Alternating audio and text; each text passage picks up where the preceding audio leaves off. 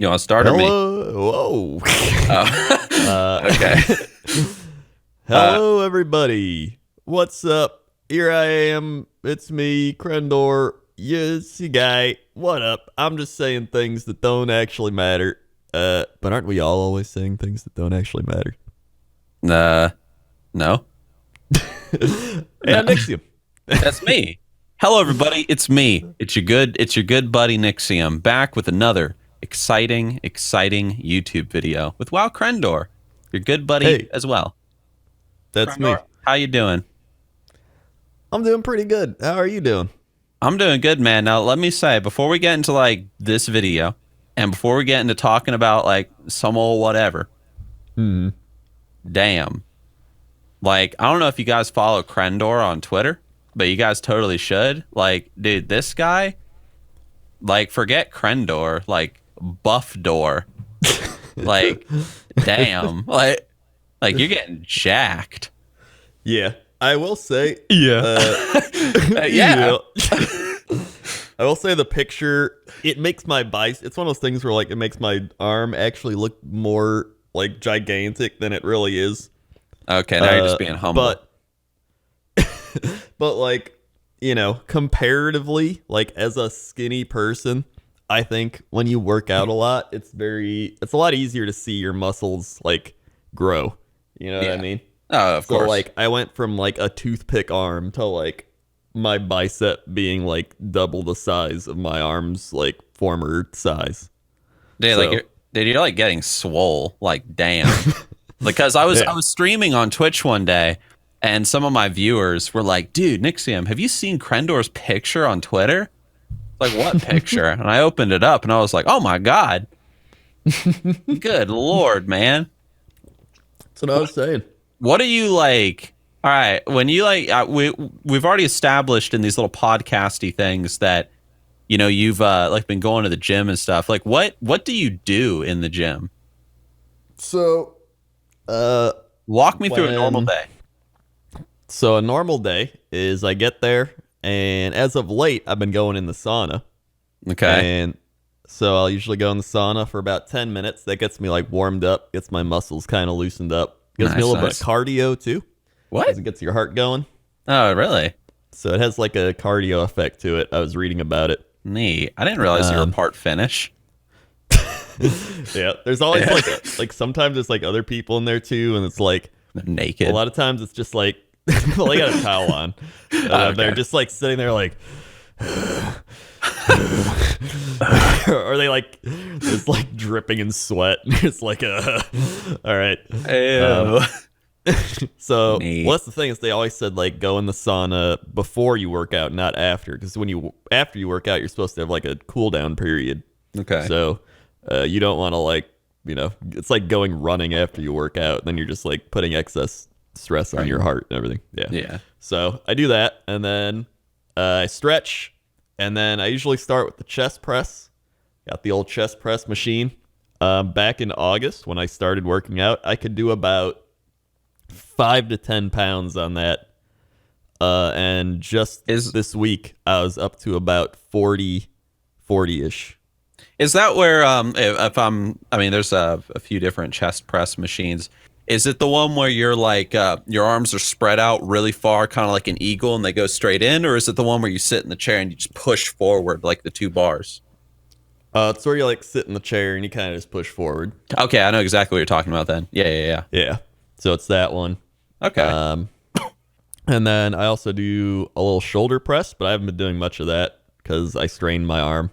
Okay. So I can't really do that. But then I'll do some free weights. Usually I do like 10-pound free weights, and I do like you hold them like straight out, and you kind of like, so you start like at your knees, then you hold them straight out, and you bring them back down, and then you go out to the side. Let's see. Straight, and then you bring them back down. Okay, so wait, you like bend down and then you like slowly like lift your straightened arms like up and then to the side, and then. Well, you don't like bend down. You just, you know, you're straight. You're kind of a little bent, but then you like go straight out. Okay. With your arms and like hold them in front of you, and then you go down, and then you go like to the side and hold them straight out, and you bring them back down. You do that like 10 times each way. Okay, yeah, I think I can envision that.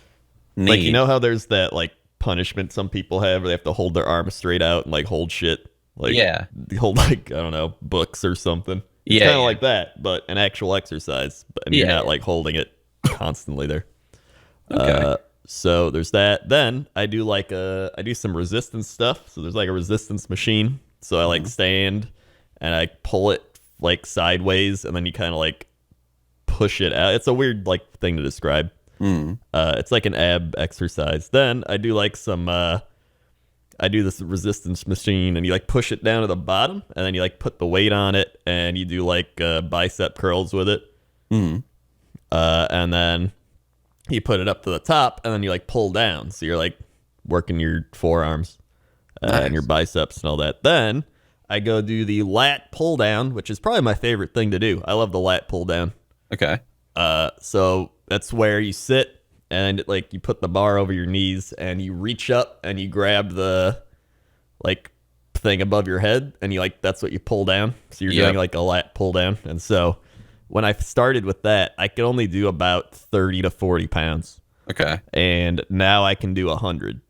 Do you do like any sort of like compound exercises or not really? Like what? Like a deadlift, a squat, something like that, a leg press. I've done some squats and I've done some leg press stuff. Okay.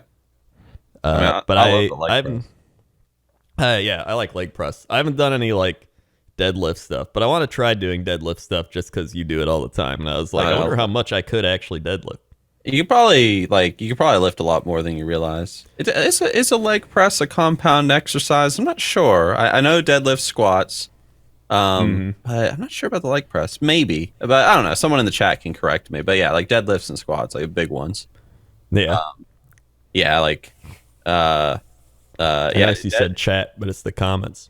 Oh yeah, that's right. Okay. I've said that too. I say okay. that all the time. I'm like, I anybody in the chat can say it. I'm like, oh my God, I mean comments. That's how you know you've been streaming more than making video.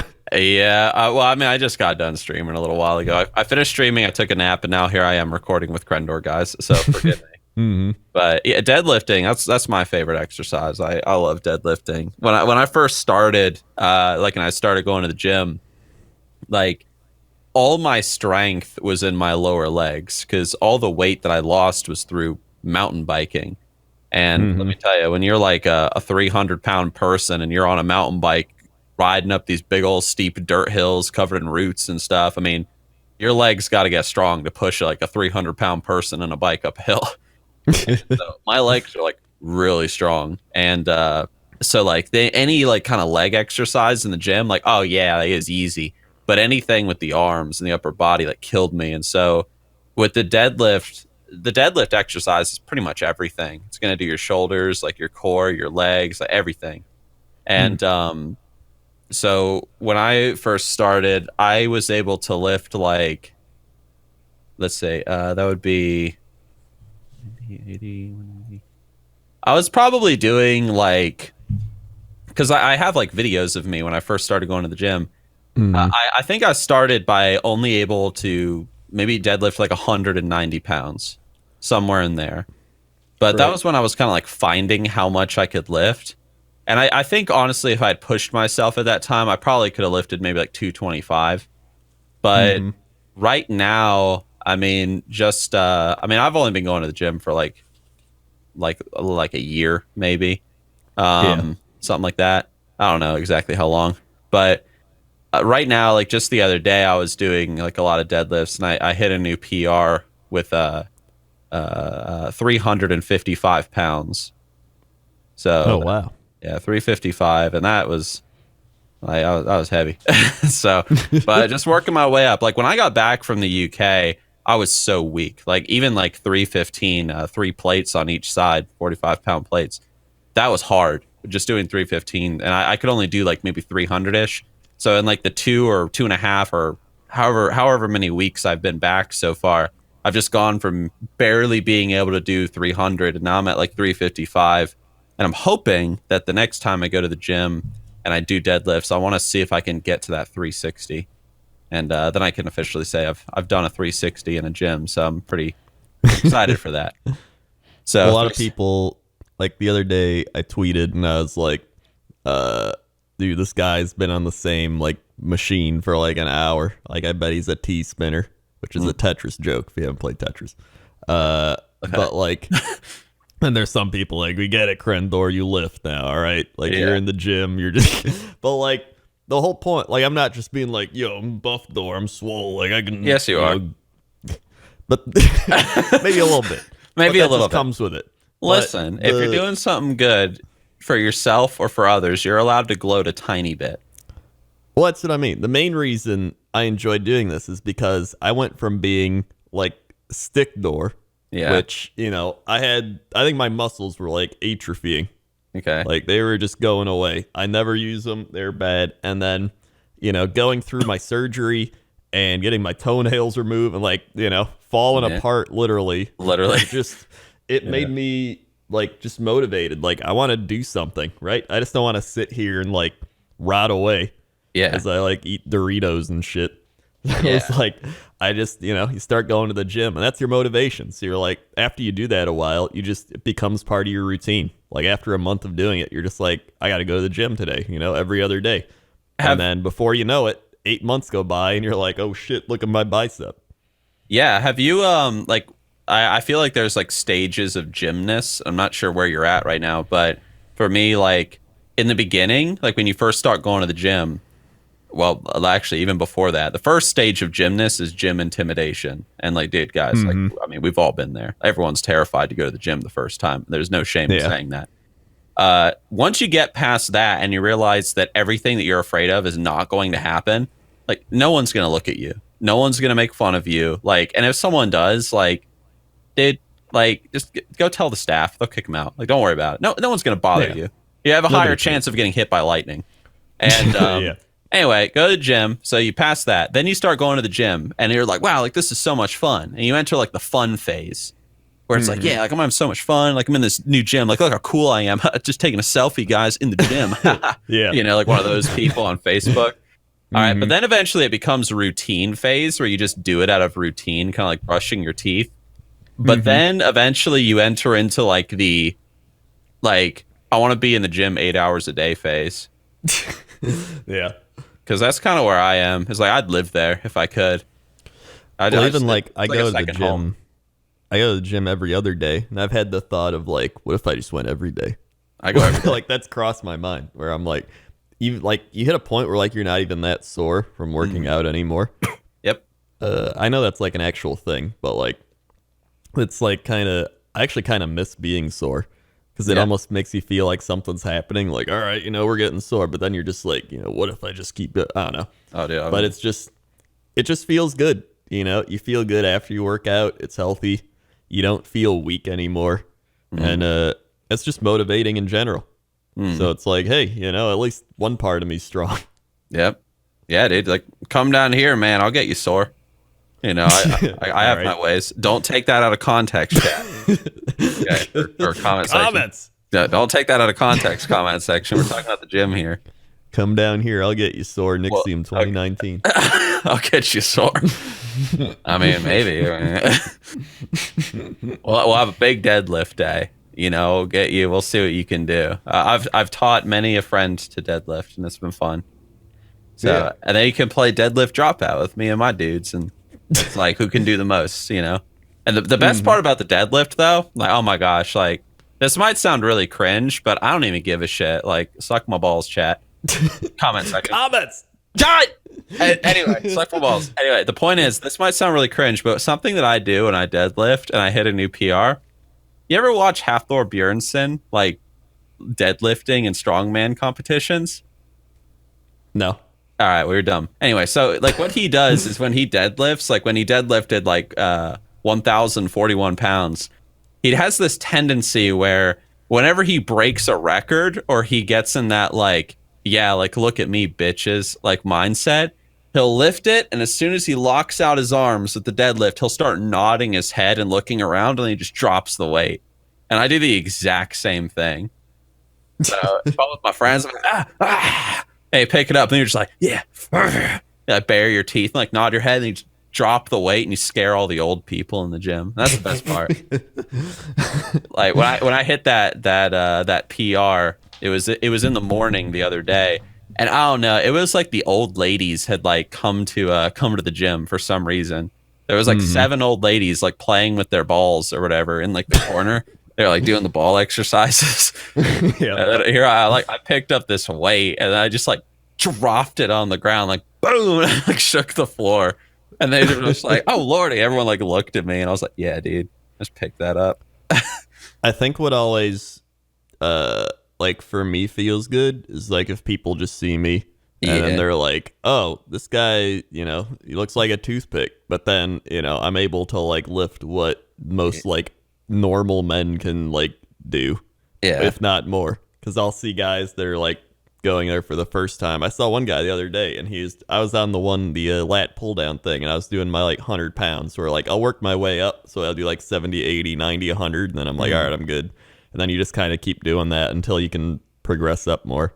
When you were this guy, oh, go on. Yeah, Go ahead. so this guy came over and he like just straight up went in on 100, and he just couldn't do it.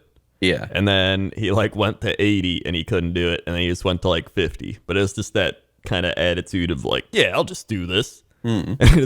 But you know, it's not like everyone stood up and clapped like, wow, unbelievable. Like, I don't care.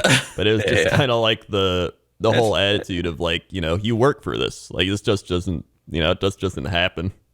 Yeah. I mean, and I think that's another thing is like, you know, I went to the gym when I was like a strength 42 on a 41 to 141 scale or the shit it was. So it's like I was the weakest person in there at one point, but like, you know, that didn't stop me. yeah. Yeah, dude. I mean, you want like a great way to boost your confidence, guys? Like, dude, go to the gym, pick stuff up. Like when you like break a PR in anything, deadlift, whatever, like it's a big confidence booster. It shows you what you're capable of doing. I was gonna ask if you were a weight dropper. A few times I've been like, blah, it's just like the clang. It does feel good to do that, but most of the time I just kind of, you know, I slowly do it and then just move on. Yeah, dude, there's some like crazy buff old dudes. This one like 60-year-old dude, he was doing like the lat pull down. He's doing like 150 like it was nothing. And I was like, oh my god, neat. This guy's crazy. And he's like, he wasn't that big of a guy. He's just like that. Just like doing it. I was like, oh my god. Yep. Yeah, I have a bunch of goals when it comes to my fitness. I mean, I want to do 8 plates, man. 4 on each side. I want to hit that 405-pound deadlift. Like that'll be a huge accomplishment for me. Like, oh yeah, dude. Or my biggest like my end goal for deadlifting. This is what I want to do. Like more than anything, I want to be able to deadlift twice my body weight. Cause then I'll feel like a fucking ant. Like just picking shit up. Like I don't even care. It's twice my body weight. Because back in the day, I had a friend named Trevor, and it's before I started working out. And like Trevor, like oh my gosh, like the dude could, I mean, he could almost deadlift 3 times his body weight. It blew me away. Like how does the human body do that? Yeah. And so I've always wanted to be able to like lift twice my body weight. And I'm even when I was able to lift. You know, like more than my body weight, like with the whole deadlifting thing. It was just really cool. But it's a good confidence booster, and I recommend like anyone that's like afraid to go to the gym, just don't worry about it. Like go there, you'll have a great time, and you know, then you get to feel good about yourself, and then you get to be that dude posting like the selfies in the bathroom and posting to it on your Facebook wall and stuff. Yeah. So, try it. Just try it. You'll have a good time. Yep. Yeah. But we do have to read stories. We do have to read stories. Yeah, people don't care about the gym. They care about the stories. That's why they're here, the competition. There's definitely the people just like, not the gym talk again. At least it's not the gallbladder. At least. Oh, wait, we should talk about the gallbladder thing. No, it's not. Yeah, we can just skip over that, this one. Maybe next time, guys. Yeah, next time. Don't worry. Maybe I was looking forward to it. Yeah. So, do you want to like re-explain like the rules and what this competition is for those that didn't watch the last video? Yeah. So last time, me and Nixxiom, that's you. We were talking about how we wanted to get writing again, because both of us have been talking about writing a book for like years. In fact, I get people coming to my chat like, Crendor, you ever write that book? And I'm like, nah. So I thought a good way of getting into the writing kind of groove again would be to just write some short stories and turn it into like a little competition thing. Yep. So we were like, everybody in the comment section, give us some suggestions on what we should write about, and then we'll pick one and we'll write about it. And so we got a lot of them, but the one that we picked was medieval horror story. Yep. So it's kind of a vague topic, but that leaves room for, just do whatever you want. And we're betting, what was it, like 10 gifted subs? It was 5, 10, but I mean, if you want to give me 10, that's fine too.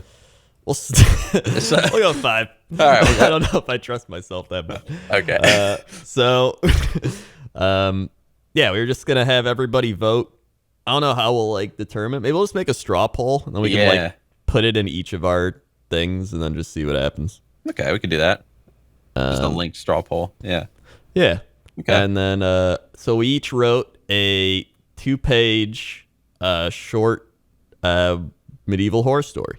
Yep. So we're going to read them off and then we'll, let you vote and we'll talk about, what we think and see how it goes. 2 pages, guys. Yeah, writing a horror story in just 2 pages. Like it's tricky. 12 font, none of that, put it at 8 font to cheat. So writing a story in just 2 pages can be tricky. So if nothing else, the idea with the competition was, I mean, it gets you in the writer mood, but it also gets you thinking creatively. Because you gotta really come up with a good idea in such a short space. Yeah. And I know with my story, I started in one part and then I was like, all right, no, I'm going to do this. And then I changed it 2 more times and I was like, you know what? I like this angle. And after 4 different things, I went with that angle. Okay. All right. Well, I mean, dude, you're the buff one here. Like you've been making the games and stuff. So, you can go first. If you want to read the story. I will read the story. Okay. Here we go. All right. I forgot to title it actually. So there's no title. I didn't title mine either. Well, my title is called Crendor Horror Story. So my title is called Medieval Horror Story. Perfect. All right. Go ahead. It was just another ordinary day. Henry was supposed to be polishing and shining every necklace, ring, and trinket in the store.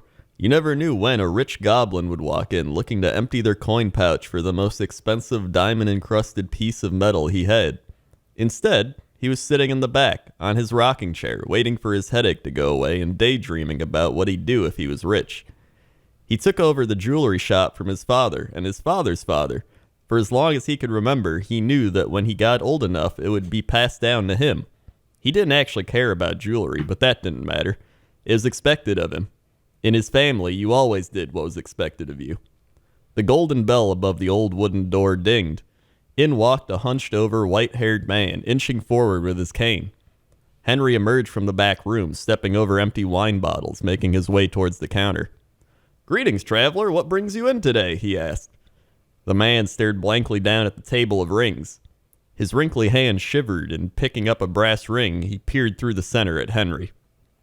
"It's a shame what we must go through," he whispered, gazing through the ring hole as if it was a window to another realm. "Life is so cruel and unforgiving." Sir, are you here to buy something?" he asked. He got his fair share of odd folk, from quirky, curious wizards to well-dressed, stuck-up royalty, but a stranger presenting mysterious riddles as soon as they walked in was a new one. "We have a lot more rings like that one, or similar rings in silver or gold." The old man gently set the ring back down, brushing it over as a smile grew across his withered mouth. "As the ice and snow melt in the field, the dirt below is revealed." Henry tilted his head to the side, rapidly blinking before rubbing his weary eyes. Was this old man being serious? In fact, he was growing rather suspicious. He heard of spies and competitors visiting rival shops to steal their ideas and designs. "You need to leave. I'm sorry, but if you don't, I'll alert the town guardsman," Henry proclaimed, pointing towards the door. "Unless you can actually tell me why you're here." The old man's smile grew wider. His blue eyes connected with Henry's as if he was looking straight into his soul. You'll live your life on a mountain of lies, but beneath it all is a dark surprise. Henry had had enough. He shoved the man down to the ground, hearing a loud snap as the side of his wrinkled body, covered in black rags, crashed into the wooden floor. Normally he didn't resort to violence this quickly, but something came over him. He paused, glaring down at him as his heart beat faster. The old man's smile remained as he began to laugh, cackling as he faded away into a fine mist. Henry nearly vomited as he watched him disappear in front of him. He never believed in ghosts, but he wasn't even sure if this was a ghost or his imagination. It wasn't easy to decipher as of late. "I'm sorry, I didn't mean to. I really didn't mean to," he cried into the empty room. Tears formed in his eyes as he knelt down, slamming the vacant ground with his fist. "I don't know what's wrong with me. I just want to know." Hours passed as Henry laid motionless on the cold, hard floor. Thoughts raced through his mind about his family, the shop, and himself. Maybe I could sell it, he thought. I've always wanted to travel, see the world. Or maybe I'll finally meet someone to share my life with. He pushed himself up off the floor, walking into the back room and grabbing a bottle of perfectly aged red wine. His fingers twisted the cork out with ease, popping it open in celebration of his newfound plan. This was the happiest he'd been in a while. Grabbing his favorite glass from the counter, he poured himself twice the amount he should have. "A toast to a new life," he said out loud before chugging it down. The pain and sadness he felt disappearing along with it. Sitting down in his favorite chair, he rocked himself back and forth until his eyes slowly closed. A few hours later, the bell rang again. Henry rubbed his eyes and got up, staggering towards the front of the store. Greetings, traveler. What brings you in today?" he asked. The customer stared blankly down at the table of rings. His wrinkly hand shivered, picking up a brass ring and peering through the center at Henry.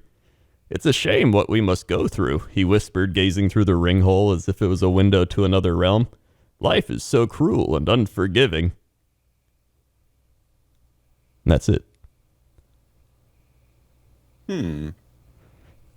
I like it, but I don't want to make any comments. I'll read mine first. All right. And talk about both our stories, if you want to do it like that.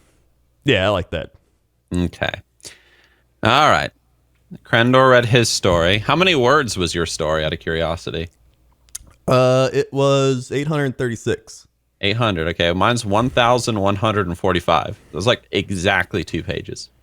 Mamma mia. All right. All right. Here we go. How sweetly some saith the rain fall, Judah thought to himself, staring out his cottage window, looking into the wood afar. There was no end to it, for the storm had lasted for some several days at this point, unrelenting and resolved to flood the world in its misery. 'Twas the devil, he had concluded a day ago, the devil raining down his laughter upon the sins of Judah's family. "It's not natural," he thought with a scowl. In the sound of thunder and the torrent of water, he could hear the cackle of him calling Judah unto hell.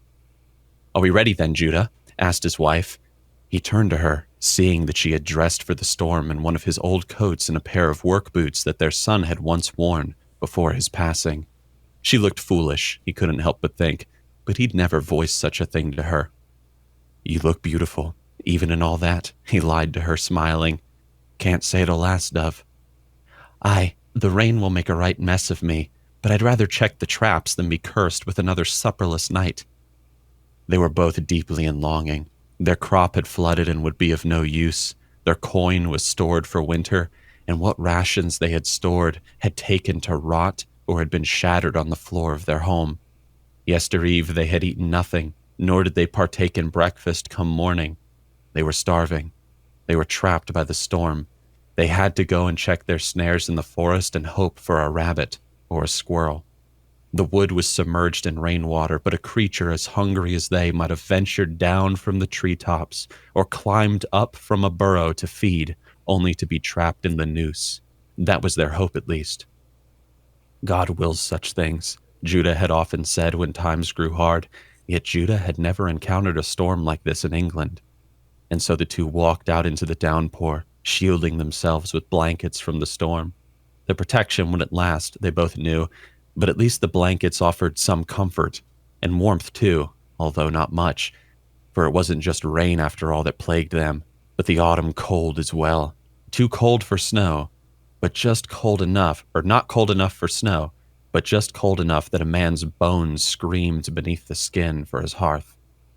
In the wood, they found some respite from the rain's fall thanks to the branches of the trees. Although with so few leaves left in the canopy, it wasn't much. The rain still fell around the couple, laughing in its wicked manner, made only worse by the sound of it falling on the ground leaves and dripping from the low-hanging twigs. There was no end to it.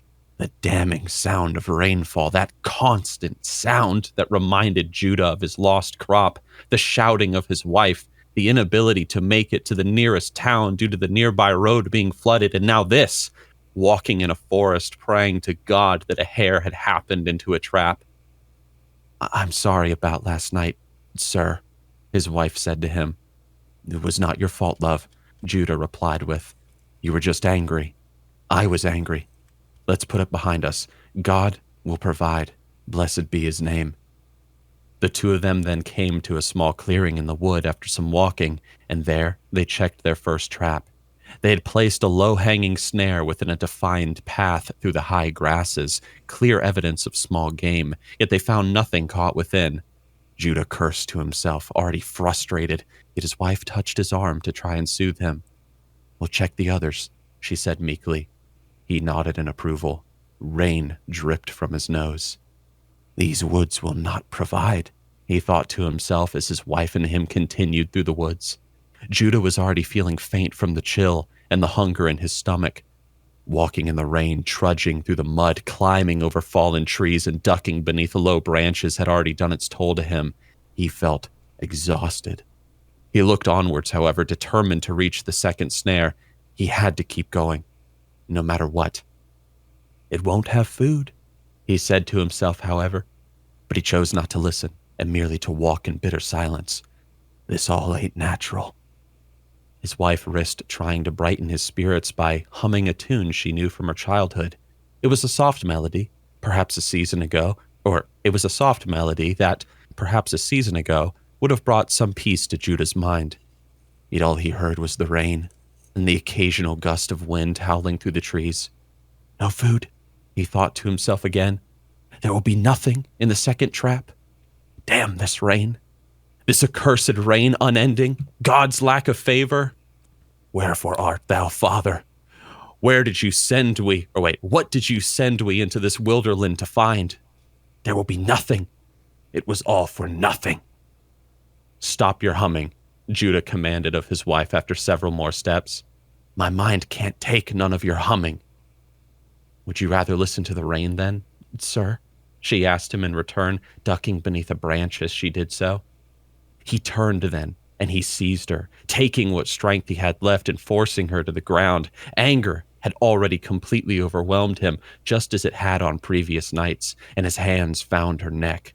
Listen to this rain, he shouted in his mind. I damn the rain, and the devil who conjured it. She struggled against him, grasping at his wrists, and taking what gasps of air she could when she found moments of weakness from him. But Judah did not relent, nor did he let his anger subside. He only renewed his grip on her neck, baring his teeth and screaming wildly into her gaze. 'Twas the devil. The devil does this, wife, he shouted, still grasping at the neck. God save us. God deliver us. Blessed be his name. He continued to yell, but his wife's cold eyes only stared up at him now, the sockets filling like pools with rainwater, an infinite stare, looking upwards into the clouds. Judah did not weep, however, nor did he stand or speak. He merely stared forward, out into the woods, as he had beheld something that slipped his notice moments before. For there, laying in a gap of the trees, was a stag, long dead, rotting in the leaves with a tongue hanging out at its mouth side. Judah crawled primally on all fours, making his way towards the corpse of the animal, and there, in the woods, in that laughing rain, he bit into the rotting skin of the beast and began to feed his hunger. There you go. Shit, dude. Yeah, dude. All right. Well, we Well, I think Neat. you can also very clearly see our like writing style differences, which I think is cool. I'm very I'm a big fan of metaphors. Yeah, Like I think I'm a huge fan of metaphors in writing. But that's just me. I can tell you really like metaphors and you're very descriptive, which I think I need to grow better at. I think I need more descriptive things or like more like descriptive paragraphs. Okay. That's just kind of something I've always tried to improve on. That I've gotten better at actually. But yeah, I really liked a lot like things like the laughing rain. I think that's a cool description. I wanted to do like a story where, well, I mean, first of all, like even when I was writing my story, um, wait, do you want to talk about your story first or mine, or what do you want to do? I mean, do you care? I mean, I don't care. You can Okay. keep talking about yours. You're going. Okay. Yeah, I mean, when I was writing my story, I wanted to do something like, I wanted something very like, I wanted like a lot of foreshadowing in my story. First and foremost, like even in the 2 pages, in the beginning, I wrote about how, um, like he lies to his wife. I wrote about how like their food they stored had been shattered on the floor of their home, and that's to imply that like, and then she talks about how she's sorry about last night. Wanted to imply without saying it that this dude abuses his wife, and something happened last night where like their food was like maybe he was like throwing something at her, like the glass jars, or that's why she calls him sir as well when and so I want to do that. And I also liked the idea of I liked the idea of a man who can't provide being driven crazy by it, and he's sort of blaming God and the devil. And in the end, I mean, you have like a stag, which is a symbol of leadership, dead in the woods, and he starts to eat from it. And yeah, so there's a lot I could say about like the story that I wrote, but I'm happy with it. Yeah, I thought it was pretty good. Even Thanks. it felt like it was longer than 2 pages. Even. Yeah, it's just 2 pages. Yep. Yeah. Times New Roman 12 font.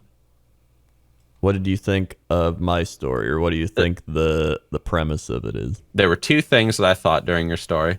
The first one was I was waiting for a character to say, and that's why when your character said, I laughed. And then you also mentioned a goblin, and I was like, oh, this is medieval Crendor. This is not fantasy. But I liked it. I liked how you used poetry. Yeah, I'm a big I fan. threw in of some poetry. rhymes. Whenever I think part of that's whenever I think medieval fantasy. Okay. That's just like my brain goes straight to that.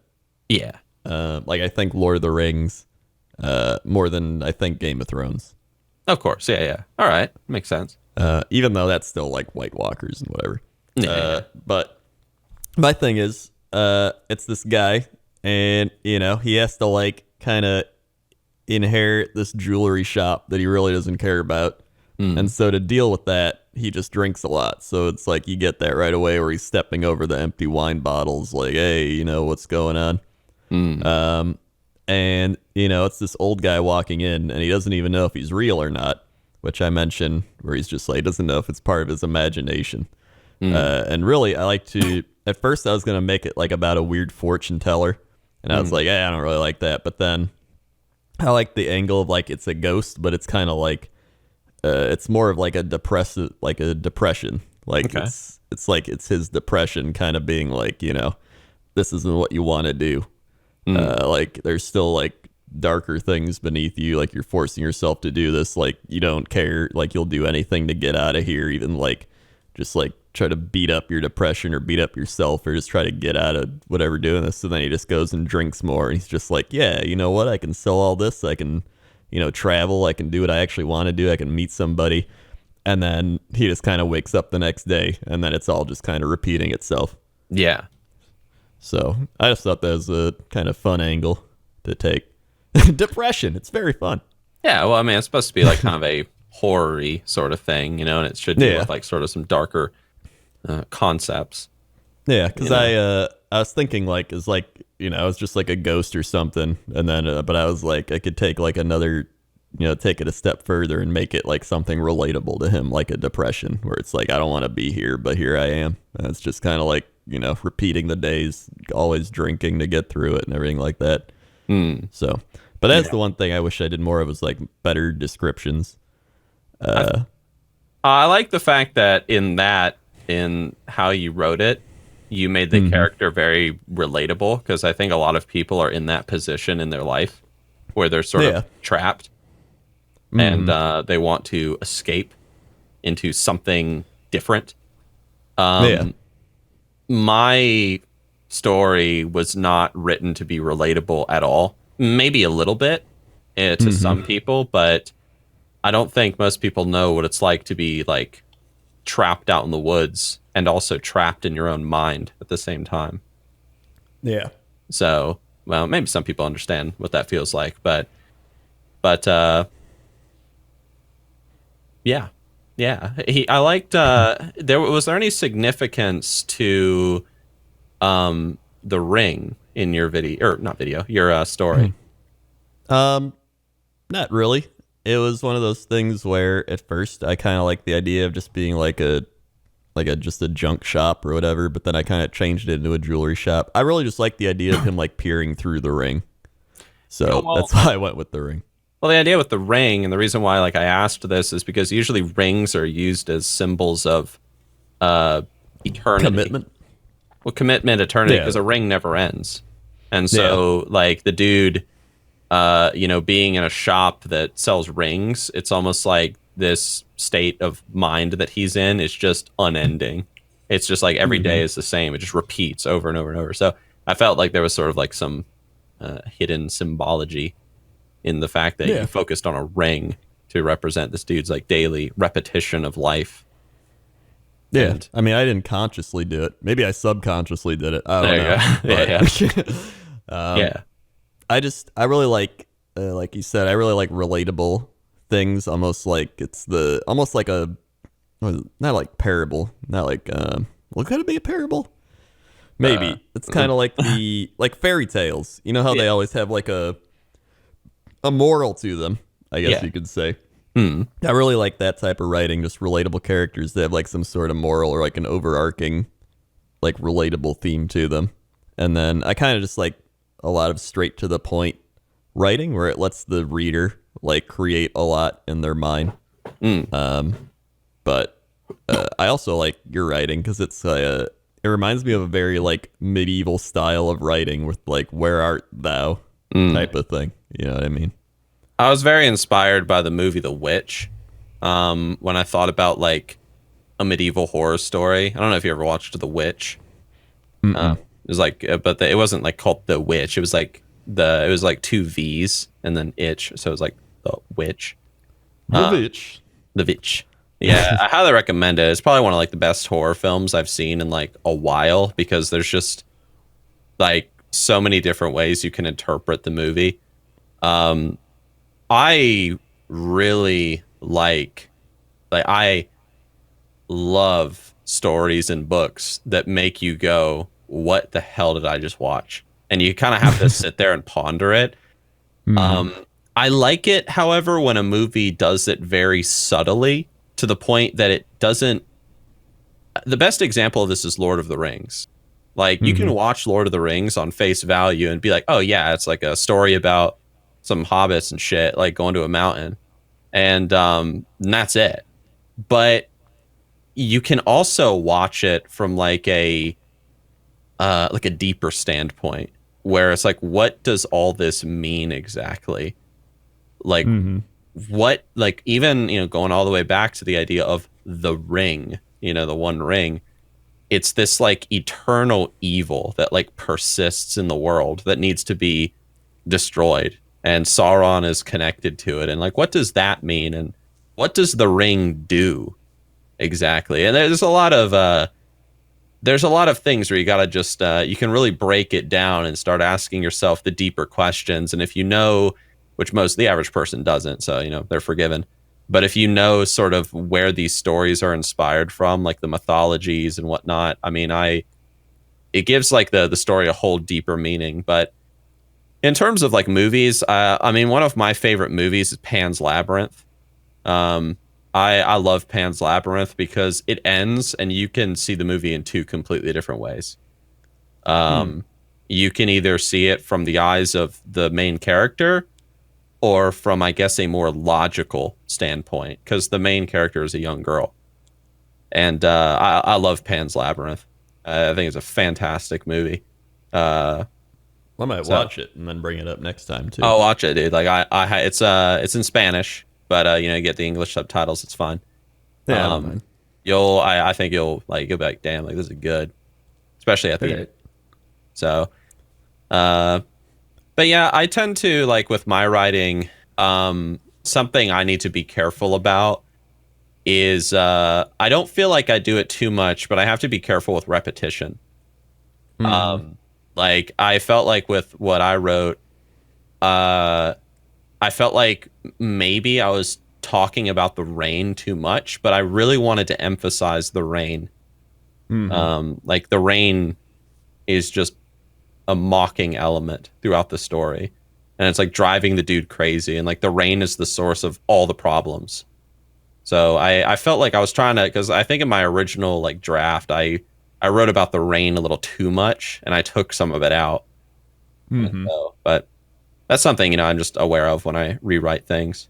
But I was gonna ask a question though, like what kind of stories do you enjoy reading? Like what is your perfect story?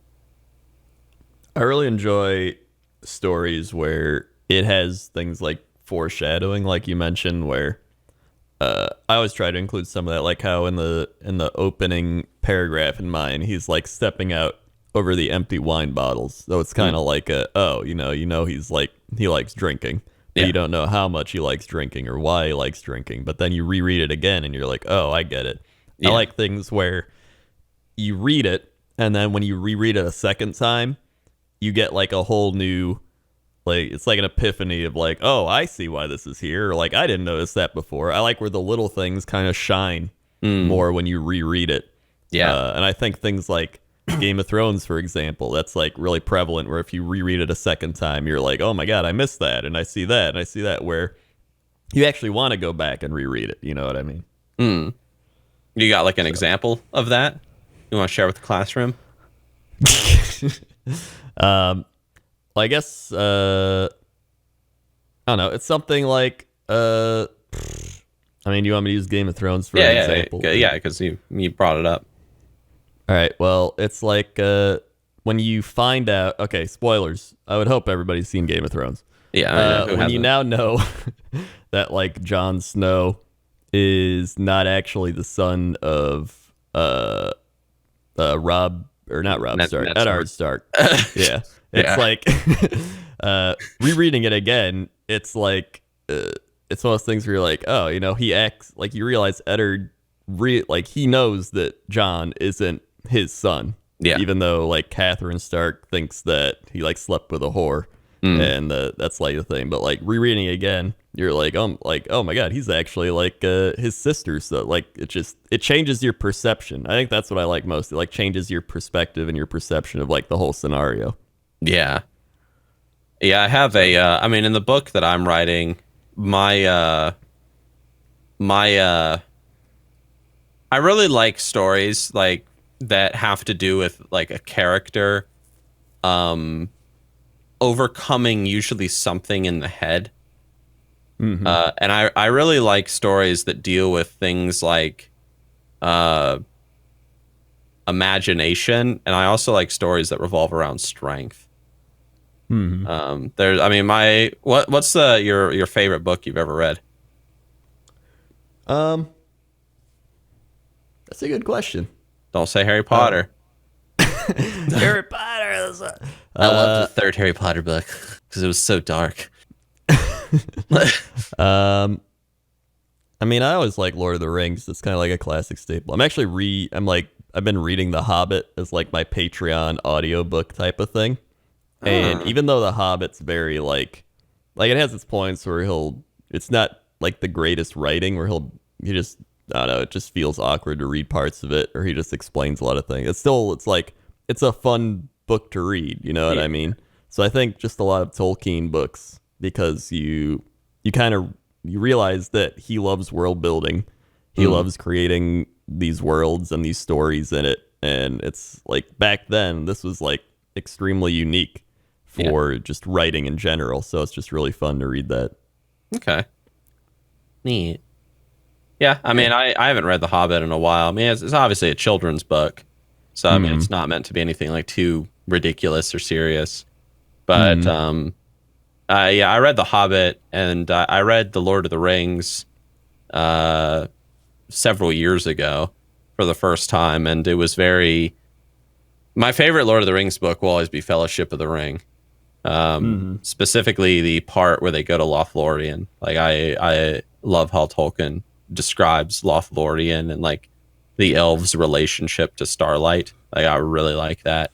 It's something that I've thought about on many a camping trip when sitting out in the woods by myself and just looking up at the sky. Something I thought about, you know. Another thing with Lord of the Rings is I really love when there's this world around them and like it just has so many random things to it. Just like the world building in general is one of my favorite things. Like, for example, Tom Bombadil. Dude, it's like this dude just lives there, and like he's got like he's extremely powerful, at least you assume he is, and it's like he just doesn't care. He's just chilling out, like having a good time. World's being destroyed, he's just like, hey dude, I got water lilies to collect, man. Like Goldberry's waiting. I love that. Dude, hey ho, Mary Dole, cool. Ring a dongadillo. Bright blue his jacket is, and his boots are yellow. Like what don't you understand? Yeah, but I think that's really cool. I guess I really enjoyed the whole world building thing, where people want to know more about your world after reading your story. I struggle a bit with world building, to be honest. I mean, the book that I was originally writing was originally a fantasy, sort of. Like, I never really specified what, because you read the first chapter of the book that I was writing. That big ass wall of text that I sent you, and it originally was sort of like a fantasy, but it's not at the same time, because I never explain like I don't really do a lot of I leave a lot of things up to the imagination. Like when I talk about the different like groups in the world, I don't explain what this group is and what it looks like. You could assume it's just a bunch of humans with like different names, or you could imagine like some crazy mythical creatures. But I like world building, but I don't like world building. I like how do I put it? I mean, I guess it's the same thing. I really like culture building. I really like writing about like the beliefs and ideas of a group of people, as opposed to like history and stuff. But I do like to. I don't know. I actually do like world building a lot more than I thought I did. But like culture building's I've like actually a part of world building. Yeah. I never actually really thought about it. I don't know. I've never really thought about like, oh, what are my opinions on world building? Do I like it or dislike it? So I'm kind of thinking in the moment and rabbling. But I actually changed my book to a historical fiction. So the story actually now, I mean, the story that you read, I've actually changed it so that it's no longer like just a bunch of like, made up town places and peoples and stuff.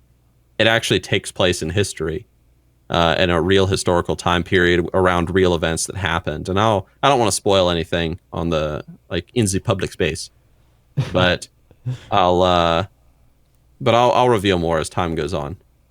Well, would you say you're more, like you said, historical fiction based? You seem like you enjoy more of the realistic fiction stories more than like a fantasy. I enjoy understand, like I'm a very outdoorsy person, everybody. Like I like going out, I like camping, I like getting dirty. being out in the woods, because I feel like that's kind of how humans are supposed to live. Like, we're not supposed to live like in front of computer screens and stuff.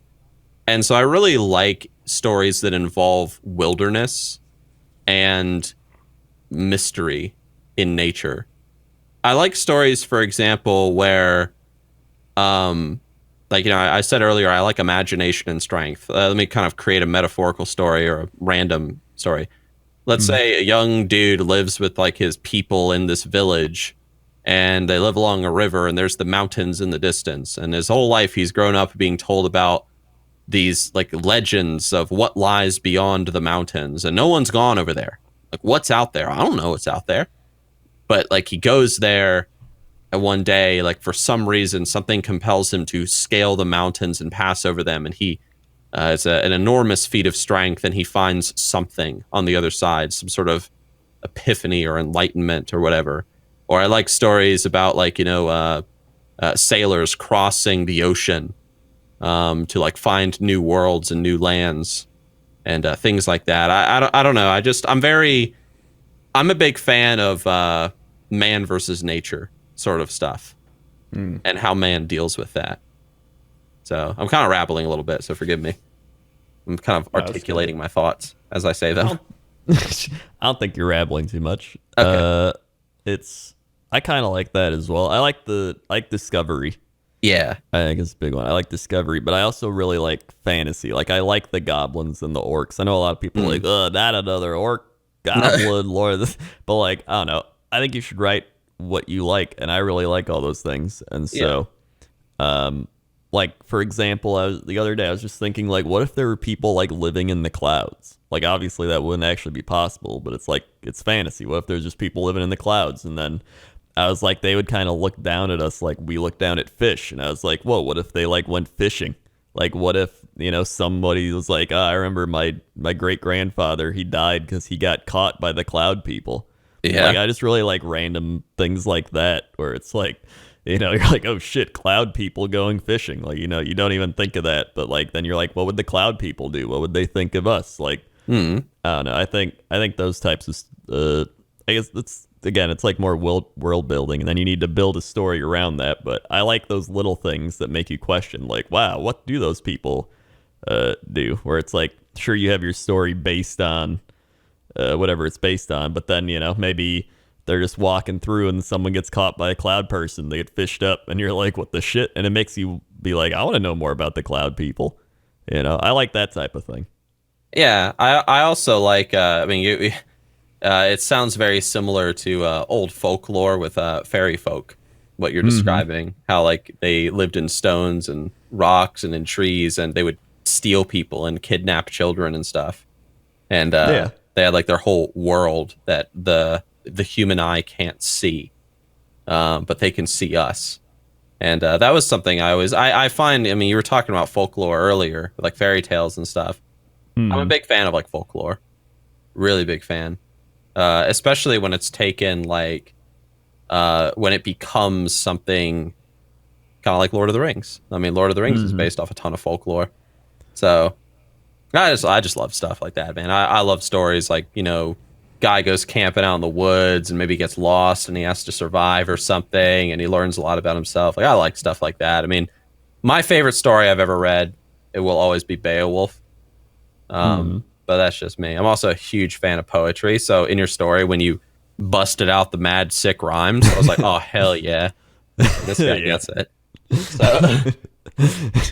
So. Yeah, it was like I was writing just random stuff, and then I was like, I think it'd be better if it rhymed. I just thought it'd sound cool. So I did. Yeah. But yeah, I think it's just one of those things where a lot of these people, like, on the YouTube.coms and all, like, you see them writing books like the story of me as a YouTuber. It's like, I don't give a shit. Like, it's like, if I'm gonna write a book, I want it to be something I care about and something that I'd actually want to read myself and write. I don't know. I always enjoyed building worlds and then telling stories in them, which is like Lord of the Rings and Game of Thrones and even Harry Potter, even though it's a very like generic kind of there's nothing wrong with Harry Potter. yeah, it's the it's one of I like people getting interested in a world that I built, and then you tell stories in that world. I don't know. I'd rather write that than be like the story of Crendor, a YouTube journey, a YouTuber's journey. Yeah. Yeah, so, man, I think Harry Potter is great, except for all the plot holes. Like, what's the deal with mandrakes? Yeah, there's a lot of plot holes in Harry Potter. That's the big thing. Dude, what's the deal with mandrakes? I don't know. Like, all right, listen, like YouTube commenters. All right, so Voldemort wanted to attack Hogwarts, right? Mm-hmm. Why didn't he just use mandrakes? Because remember, the mandrake's cry is fatal to anyone who hears it. So, all Voldemort and the Death Eaters had to do was get some earmuffs, get some magic catapults, fill them with mandrakes, those screaming baby plants, and they'd be like, whoosh, and like launch them from that big ass cliff they were on towards Hogwarts, and everyone would be like, "Huh? What's that? What's that sound?" And then everyone would just die. Yeah. Like, it was just that simple. Like, come on, man. Yeah, I guess. That's why there's a lot of plot holes in Harry Potter's. Is like the whole, it's kind of like a generic type of thing compared to the other ones. But I just support magical wizardry mandrake warfare. Like, that's all he wants. Yeah, that's all I want. Like, I just want to see like back on back like catapult mandrake action between wizards and stuff. Who needs guns? Well, I think the best part about just writing is just every time you write, you practice, like you get better at writing. Like I read some of my old writing from years ago, and it's like just really bad. Like some of it was in just like passive tense, so it wasn't good. Some of it just like didn't make sense. A lot of writing, I think, is getting better at getting your point across in fewer words. Yeah, because a lot of times when you start out writing, you'll realize either you're info dumping, which is not exciting to read, or you just use too many words, which I think our school system actually encourages, and you have to kind of unlearn that. Yeah. Like when you have to write a paper in school, and it has to be, I don't know, 1,000 words. All right, how can I, say what I want to say in the most words possible so I don't have to do a lot of work. Exactly. And so you're like, in conclusion, here I am at the that just is really boring and dull to read. And then when you actually read, things that are fun and exciting to read, it cuts those down. So it's like, you could say it was just an ordinary day. Like that's all you would have to say to get your point across. Like, all right, it was an ordinary day. Instead of like, on the 4th day of summer, it was a typical day of the thing. And it's like, it just kind of drags out. And you're just like, unless that ties into the story in some way, it's just filler. Yeah. And you don't want filler. Yeah. Yeah, I think that if you're going to do something like the whole, like it was just or you're going to describe the scene, it should be used to invoke a mood. Because it's like a movie. Like writing and film are very similar. I mean, if I start a book by saying I start a story by saying like, oh, the sun was shining, the clouds were fluffy and white, in the sky, passing by silently in their, endless quest to find the horizon. Like that makes you feel like, oh, it's a very nice day. Like it gives you like a comfortable mood.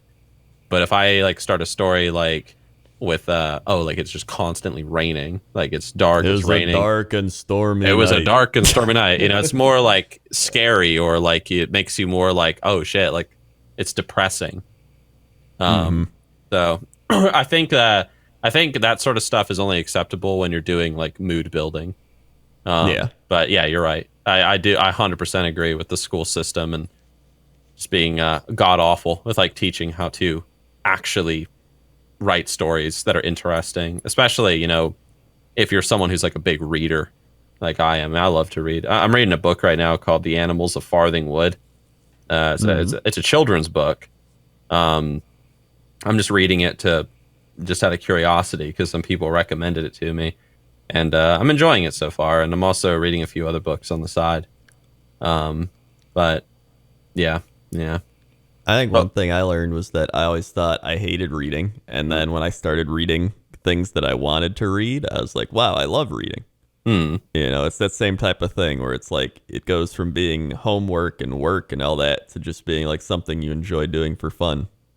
So I mean, I remember when I was younger, I was talking to a friend of mine who very successful guy, and he said to me, he was like, you want to be successful? Start reading like every day. And I hated reading. And well, I didn't hate it. I just didn't like care for it. I mean, I read Harry Potter and stuff growing up, but I mean, whatever. And I was like, why? He was like, it's simple. It teaches you how to concentrate. Is when you read, you just focus on this one thing, this story, this book, these pages. Like your mind isn't like afloat with oh, I got to take out the trash. Oh, I got to pick up my little brother from school. Like, oh, I got to do this. You're just in the book. Yeah, it's almost meditative in a way. Yeah, and like that sort of like teaching your brain how to focus on just one thing at a time is good because you can then apply that logic and that sort of brain power, if you would, to other things like, getting schoolwork done, you know, focusing on your job when you're at work. It teaches you how to concentrate and stay focused. And I have noticed that the more that I read, that the more easy it is for me as a YouTuber and a content creator to focus on things like working in Adobe After Effects and Sony Vegas and doing my video editing. I don't get distracted as easy by like random clips from Game of Thrones on YouTube and stuff like that when I'm trying to edit, you know? And we've all been there. And so it's very good advice. And I tend to find, and I mean, those of you that watch me on Twitch or have watched my Q&As, you've heard me talk about how I tend to get like really depressed when I don't get to read a lot. Because then it makes it harder for me to focus on things. But yeah. We have been recording for over an hour now, just so you know. We have. So Yeah. I think we can probably start winding it down. But I think that was pretty fun. Oh, that was the other thing. We were going to start separating these into their own That's right. different videos. Because I know some people probably just want to listen to us be like, yo, I went to the gym, my gallbladder got taken out, and I'm making videos. Yep. And other people want to actually hear our writing stuff. So we're going to separate these into two things. Yep. So for those of you that have been like, man, like I love these like Nixxiom and Crendor hangout videos. Like they're so cool. I get to hear all this behind the scenes stuff. It's neat. What we're going to try to do, I guess, is I said it before we started recording, like kind of give you double the action. So if you enjoy like the writing stuff, you can tune into the writing videos and you get to hear us talk about that sort of stuff and stories and ideas and poetry and all that malarkey. And if you like hearing about gallbladders and toenails falling out and going to the gym and being fat and stuff, then you can tune into the typical like Crend Nixxiom podcast thing. And so you get like 2 Crendor and Nixxiom videos for the price of one, where you get That's a steal. you get double, you know, and it's all for free. Like, how cool is that? That's crazy. That's almost as free as Twitch Prime. Twitch Prime? What's that? What? Well, it's this absolutely free thing you can use to subscribe to your favorite Twitch streamers. Wow. Tell me more. How do I get this free thing to subscribe to my favorite streamer on twitch.tv/Nixxiom? /Crendor. You would go to your Amazon Prime and you attach it to your Twitch Prime and you get a free Twitch Prime. It's fantastic. Wow, that's amazing. I'm going to do that right now. I am too. I'm going to type in my favorite streamer's name, twitch.tv/Crendor. Nixxiom. Neat. And then I'm going to hit the subscribe button and subscribe for free with Twitch Prime, especially if it's ran out and you haven't used it on anybody yet. Why not just do it right now? Wow, you get That's like crazy. are you saying that by subscribing I don't have to watch ads on my favorite streamer's stream, and I also get access to tons of funny, wacky, and zany emotes, and I also get access to like a special role in like the Discord, and like wow, and like behind the scenes content, and like wow, that's so cool. What a bargain. Yes. And it's all for free. Amazon Prime not available in all countries. Also, Twitch Prime does not actually block ads. Exclusives to change the sizes, but it's okay. It's also a free subscription, so it's just another benefit of your Amazon Prime account. Neat. It's absolutely free. It's absolutely free, and you get everything for free. It's crazy. Terms and conditions apply. Yeah. So yeah. Thanks for watching, listening, everybody. That's right. And we'll link the straw poll in the thing if you want to vote. That's right. On who's you like more. That's right. And then if you want to recommend a new topic, for our next thing, do that as well. It can be anything. It can be like a story about garden gnomes. It could be a story about I don't know, anything. Guy walking down the street at night. Like, I don't know, just and if you stuff. if you see like something suggested, it can't be medieval horror again though. By the way, guys, it's gotta be something different.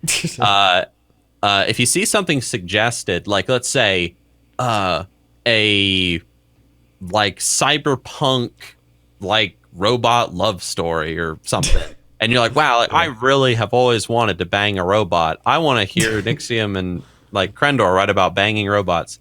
Then what you do is you thumb up that comment and thumb it up, and so we'll be looking at the ones that get the most like up votes, and those are probably the ones that we're probably gonna pick one of those.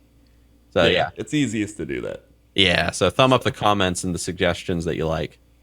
Yeah. Yep. But I think that's it. That's it. I'm going to the gym. And I'm gonna probably stream. Perfect. All right, man. All right. Well, thanks for hanging out with me this evening. Guys, those of you listening, thank you for hanging out with us this morning, afternoon, evening, wherever it is whatever time it is where you guys are. Whatever you do it. Yeah. And we'll see you on our next collab video. Yeah. All right. All right. All right. Pretty good. All right. All That's right. pretty good. All right. Well, as always, you get the last word. See ya.